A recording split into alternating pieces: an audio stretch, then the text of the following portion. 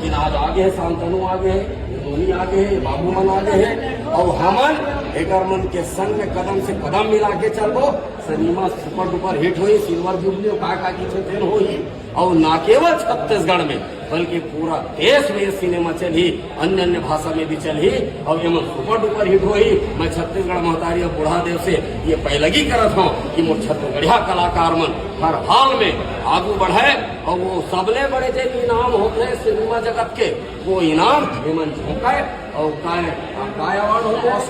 Oscar award तक ये cinema चाहिए। जिन दिन छत्तीसगढ़िया मन अपन हैस में आ जाए छत्तीसगढ़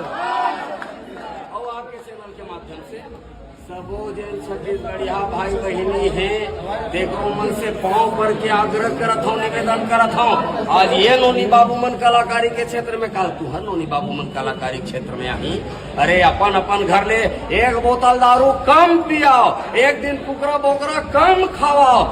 एक दिन गुटखा पानी मत खाओ, लेकिन छत्तीसगढ़िया मन के पिक्चर ला देखाओ और पिक्चर देखी हो, माई पिला देखो, दौकी लड़का सही देखो, सारा सारी सही देखो, जब का भी परिवार है तेकर मन के संग में आके देखो।